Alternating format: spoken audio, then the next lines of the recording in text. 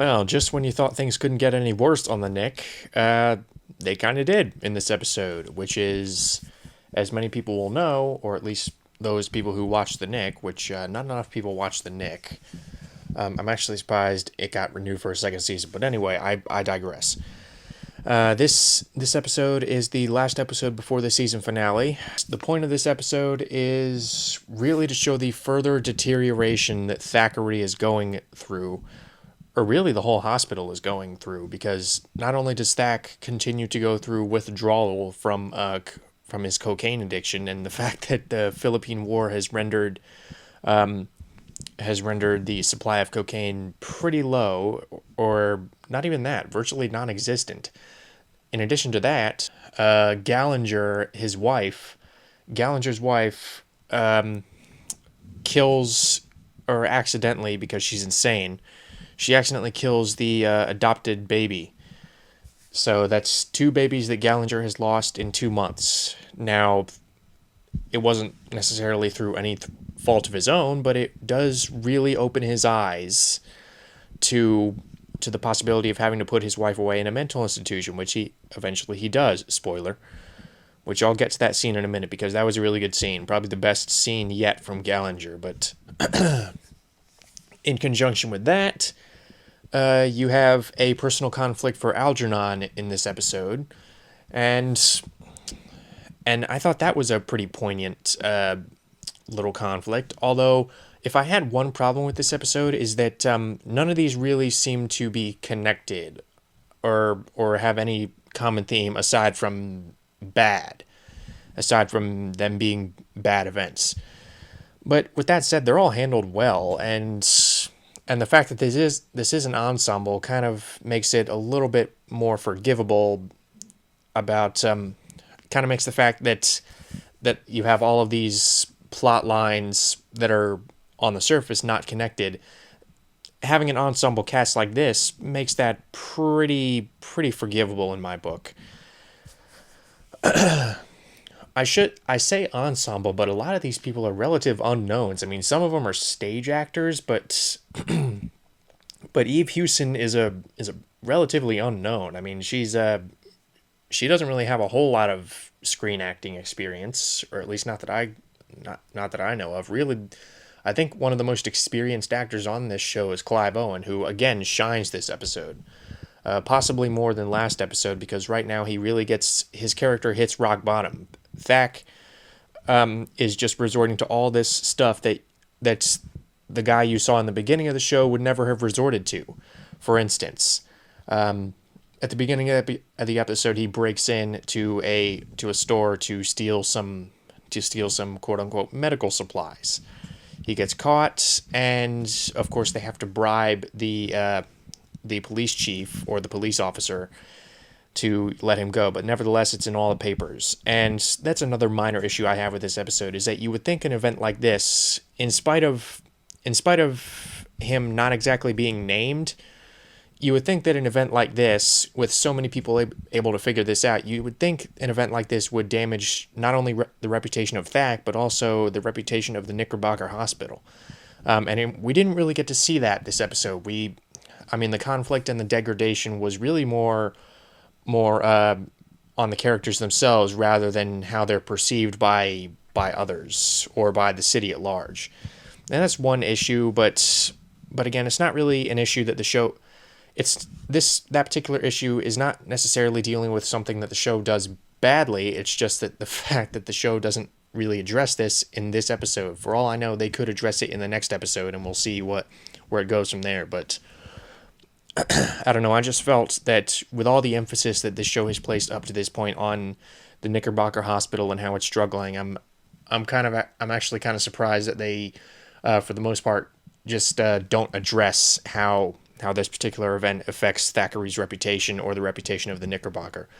But focusing on what this episode did do well was, again, the further deterioration of Thackery's health, Thackery's energy, Thackery's motivation. I mean, we don't really see him perform any surgical work. Really, his primary goal throughout this entire episode is to get him some cocaine. And like I said, he will resort to some pretty unexpected avenues to get him some cocaine. Does he succeed? Of course not, because he went to that guy who wanted him to endorse his product, and it turns out, quote unquote, that ship has sailed.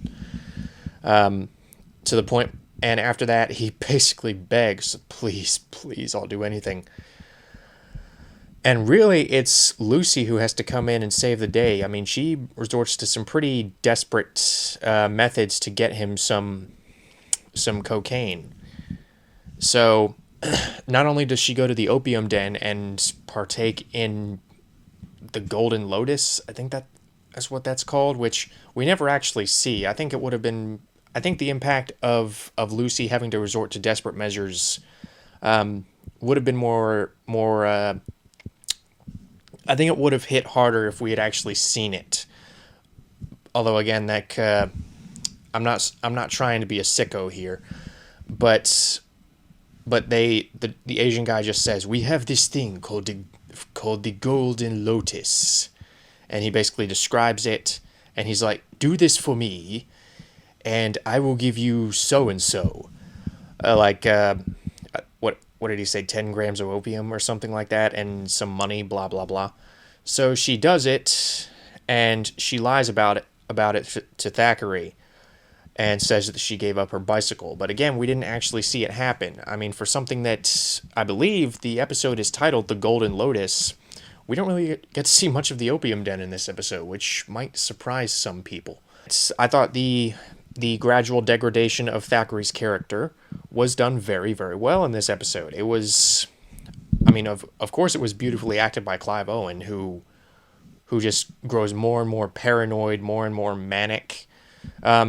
He really looks and acts like he's just completely falling apart psychologically. So well done on that part. And when I say that Clive Owen may actually be eligible for an Emmy Award for his role in the Knick, I don't exaggerate. I mean, he should at least get some kind of recognition, him and a lot of other people on this show, because they just knock it out of the park. Because Juliet Rylance gets to shine in this episode, Andre Holland gets to shine in this episode, Eve Hewson gets to shine in this episode. And again, even Eric Johnson as Gallinger, which that brings me to the second plot, is Gallinger having to commit his wife. And I love how this scene is set up because the actual scene itself is silent. I mean, there are no voices. I mean, the characters are talking and a commotion is going on, but throughout the whole thing, we just hear this very, very somber song playing.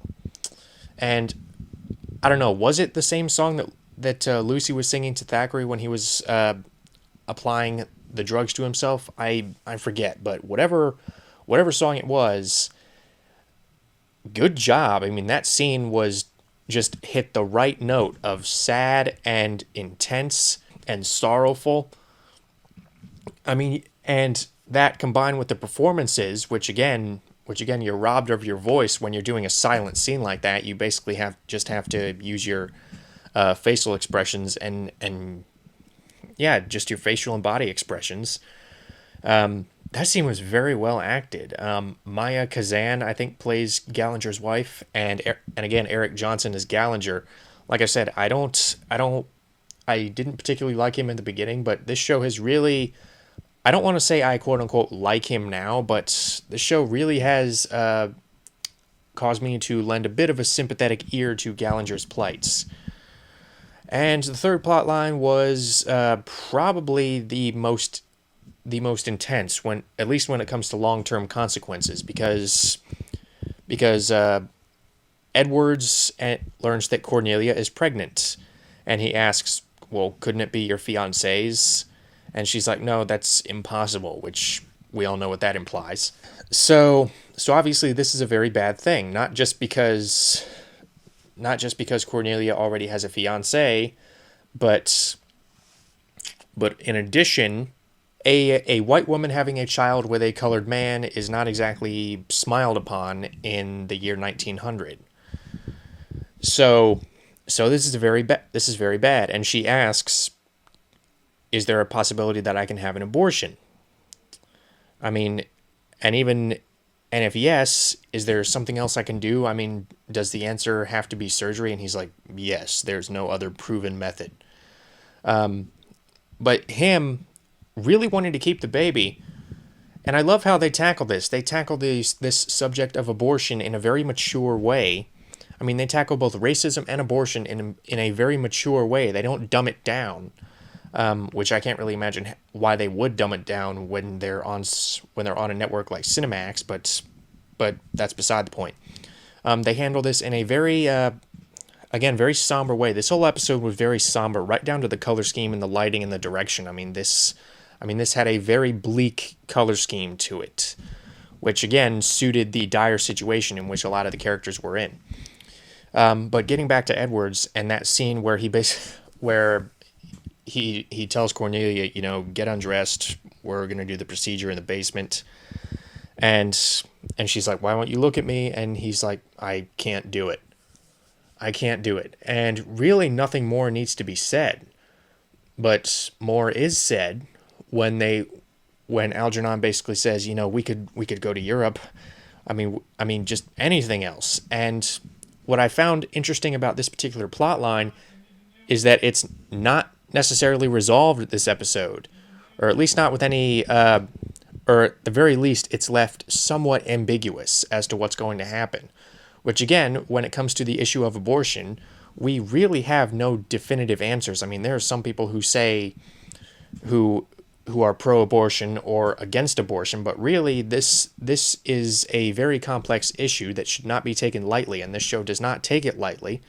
And maybe that's what they were going for with the not really definitively resolving it at the end of this episode. Maybe they were trying to draw a parallel with how the issue of abortion doesn't really have a definitive answer in real life. I don't know. Maybe they just wanted another cliffhanger. But the point is, this was a very well done episode. It was a very somber episode. It was a very, at times, depressing episode, but the bleakness was not nearly as exploitative as I've seen some other shows and movies do. The characters really got a chance to shine this episode. The acting, like I said, is still top notch. And again, from a lot of relative unknowns, or at least unknowns to the screen. Because like I said, some of them, like Juliet Rylance, have done stage work. But yeah, it's still directed very well. The script is still good. This particular script was written by Stephen Katz. It wasn't written by the two guys who wrote most of the episodes. But man, you would never tell. Like I said, the direction by Steven Soderbergh is still very sure-handed. He still brings his distinctive style to it. I still like how a lot of the shots are very still. And like I said, they just let scenes play. And yeah, of course I'm looking forward to the season finale. I mean, who wouldn't be after 9 fantastic episodes of the Knick? Yeah, I can't wait for the season finale. And after that, I don't know what I'm going to do. I could always try to enjoy myself with these comic book shows, but the Knick honestly has proven to be definitely one of the better new shows, but maybe one of the best new shows to come out of the summer, or at least in my book. I mean, I may get disagreements on that, but I just found it to be very interesting. But I'll record my final thoughts in the when I talk about the finale. So until then.